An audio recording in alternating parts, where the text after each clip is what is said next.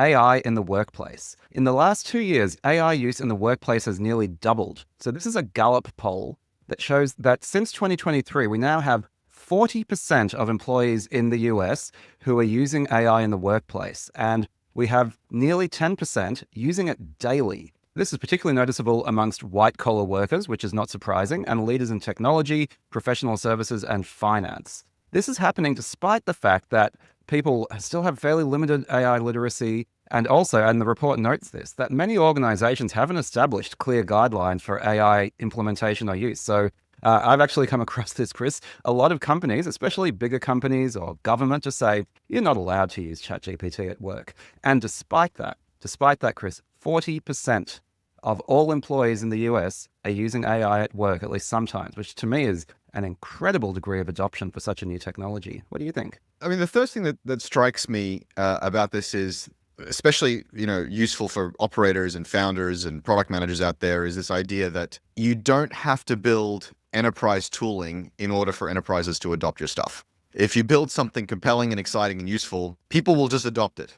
And, this is, I've advised companies and founders on this all day long, where they're just trying to build all of these tools to get the IT department or procurement to, or, the administrators of a school to buy their thing. And I keep saying, focus on the end user. And AI and AI tools are like the ultimate expression of this, right? If you build something as compelling as AI or AI tooling, guess what? 30, 40, 50% of people within a couple of years are going to be using the thing, whether their company, their government, their institution likes it or not. And the other thing I want to point out is, some percentage of these are using it daily, so that seems like a lot. But are they using it well? You mentioned AI literacy. I would argue, or I would suspect, that the quality of the execution is still pretty nascent. It's still like, am I using all the best tools? Am I using the prompts exactly the right way? Have I discovered the video generation stuff of Google Flow? I don't know. I think a lot of those people are probably just using ChatGPT or Copilot. And so as the maturity of this adoption increases, I think we'll continue to see huge productivity gains, disruption, innovation, excitement, to say nothing of the improvement of the tools themselves. A recent study from Oxford explained the interaction of people, particularly people in healthcare, and their use of AI to either make diagnoses more accurate or less accurate, depending on who's involved.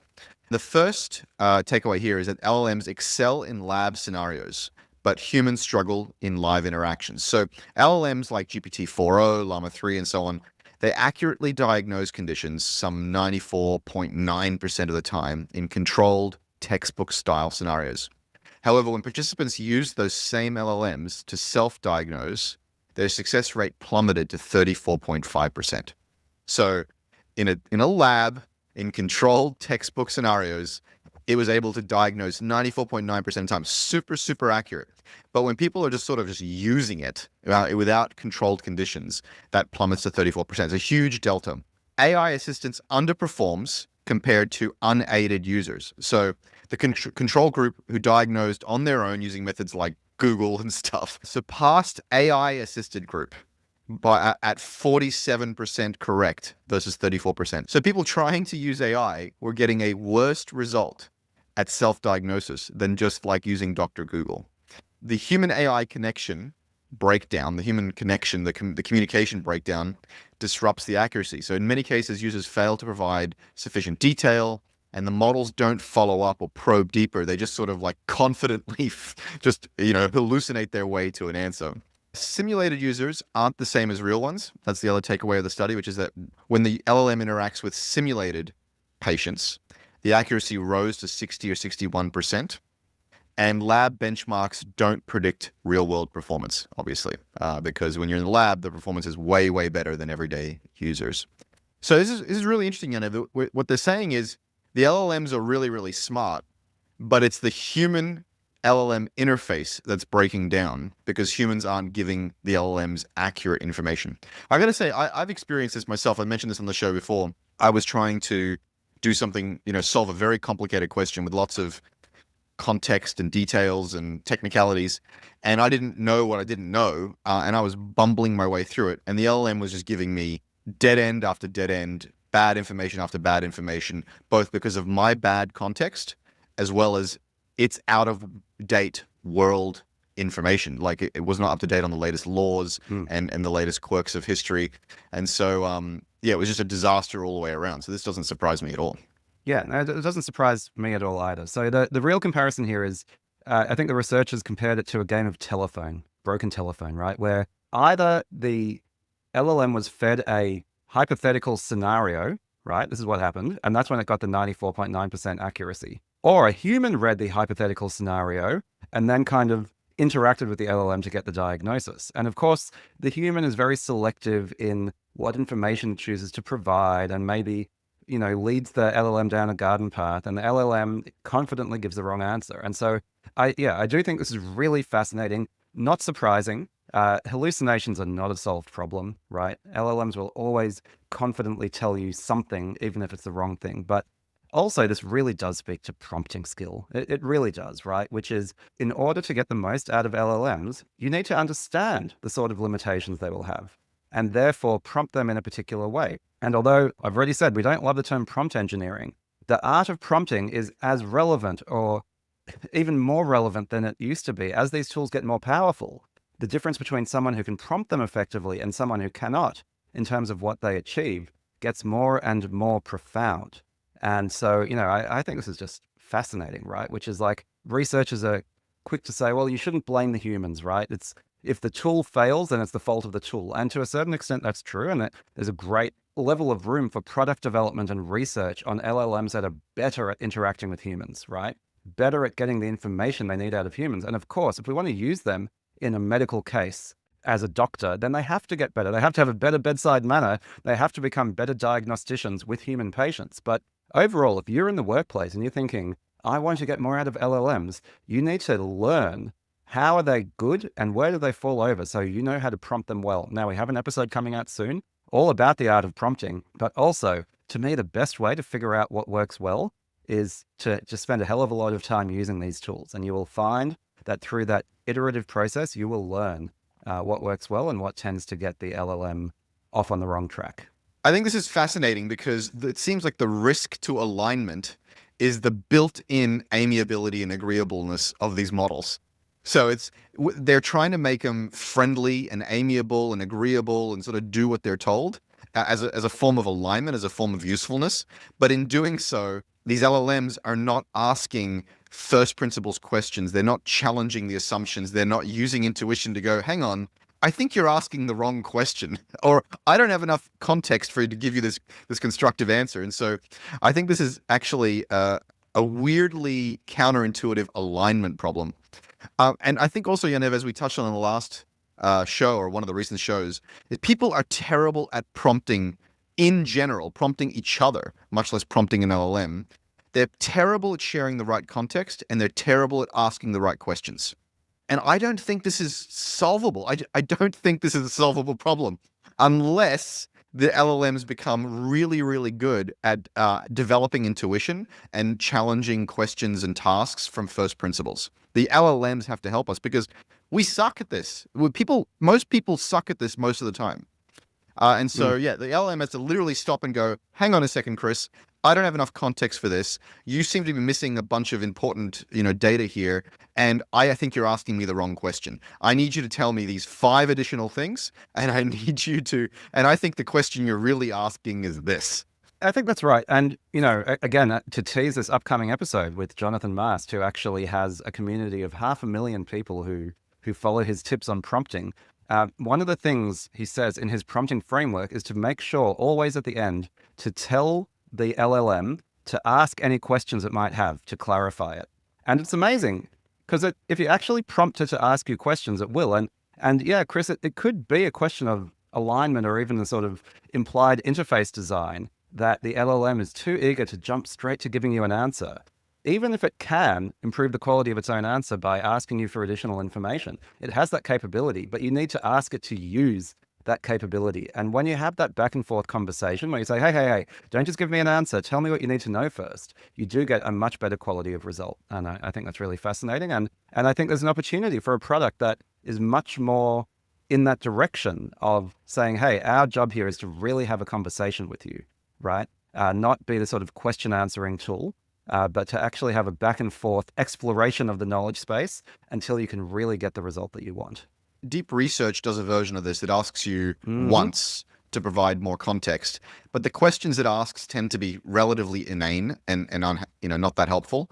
And I think you're right. It needs to almost have a conversation with you to gather multiple degrees of context, to pressure test all of your assumptions and presuppositions. And in some cases, it needs to even challenge you on what you think you want to know. I've been really disappointed with this one particular challenge I've been thinking through with my ChatGPT, at how poor a job it does at this, and worse, how poor a job it does at memory.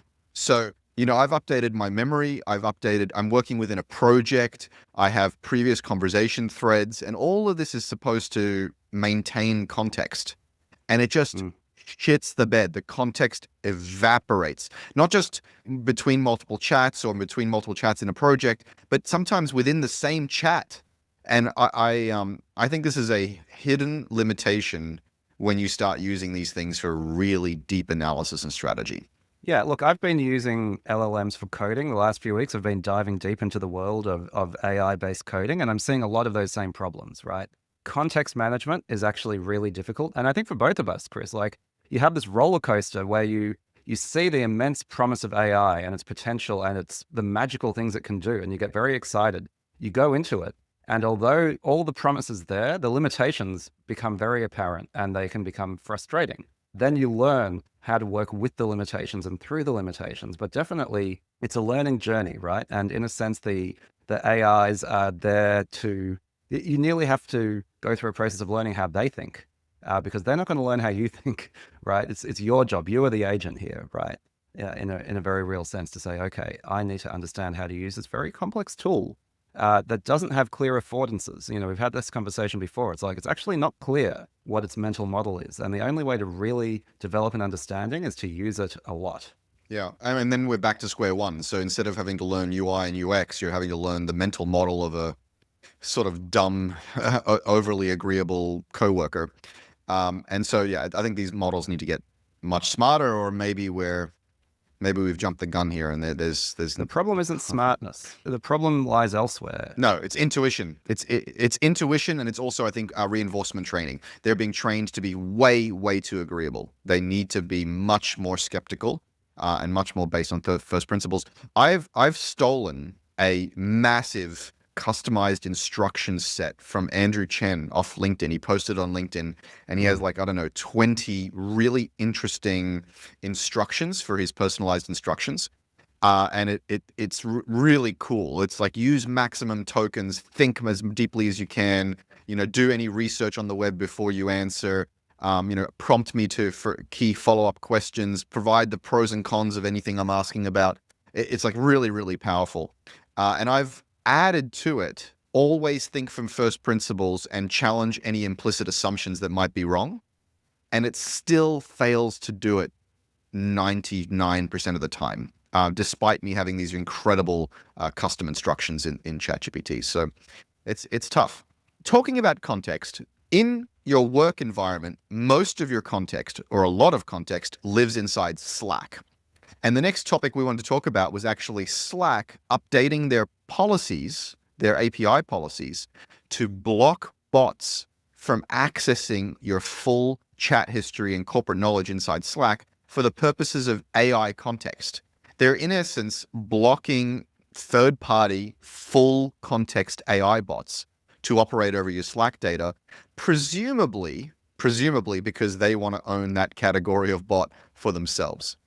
And so it's a very interesting move here from Slack and from Salesforce, their parent company. And of course, what it reminds me of, Chris, is for those of you who've been in the scene long enough, is what Facebook did back in the day with their platform, where they created a very open API and platform, invited lots of third-party developers into that platform, said, you can do Farmville and all these different apps, and you can get people's social graph and everything. They watched, they learned, and then they basically threw everyone off their platform and said, this data that we were sort of making available and representing as belonging to the user, it doesn't really belong to the user. It belongs to us, Facebook, right? The user's social graph, it belongs to us. And so you don't get to play there anymore. You don't get to build your business on top of Facebook's social graph anymore.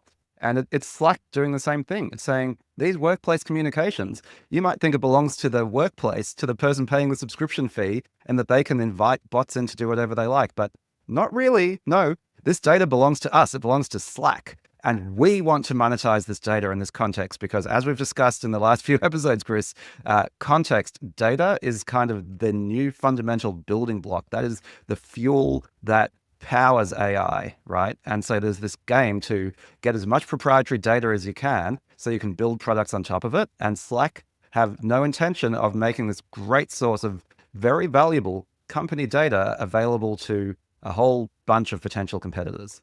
Yeah, the word and the concept of context is one of my obsessions. I used to have a podcast called Context Matters, and my company is called Context Corp.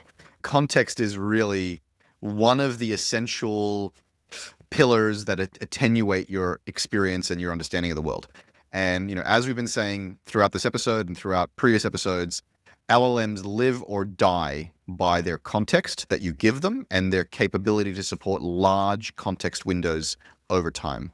And Slack here is essentially shutting or quickly closing the door on making that conversational context from your corporation available to third-party bots. And as everyone knows who's been listening to the show for any length of time, I have come from developer platform background and around APIs and ecosystems. And platform risk is real. The people who run these platforms, who build these platforms, often are very well-meaning. They have this open ecosystem mindset, but sometimes they leave, or they're pushed aside, or they're subject to the whims of people higher up in the org, or the winds of fortune change. And many of these well-meaning people, including myself at Uber, Amir, who helped build the Slack platform, a friend of the pod, is on a lot of the shows. We all had good intentions. I'm sure the Facebook guys had good intentions. I know some of them, Josh Ellman over there and others. But as soon as the executives get involved and the winds change, it's like, shut all that shit down. We're taking over. So this is our topic on AI in the workplace. And if you see, there's an interesting arc here, Chris, which I think is going to play out over the next few years, right? We have the increasing use of AI in the workplace. And, we're both AI optimists, I think it's fair to say. We think this technology has huge potential. But then we see a couple of the things that might stand in the way of getting the full value from this technology. And one of them is this human AI interface and actually being able to get the most value out of this tool when real people are in the mix. And then the other is this siloing of data that is going to happen because of corporate and other interests, right? Where AI is going to be at its most powerful when all the data is in one place and you can get this giant super brain that has all of that context and can think across all of it. But companies like Slack, which is owned by Salesforce, and many others are not going to allow that to happen because it is in their interests to keep that silo to themselves. And so it's going to be an interesting back and forth. And I think the real world never plays out like the ideal. I think there's still going to be a lot of value, but the idea of having all of your data in one place is probably not going to play out the way we hoped it would.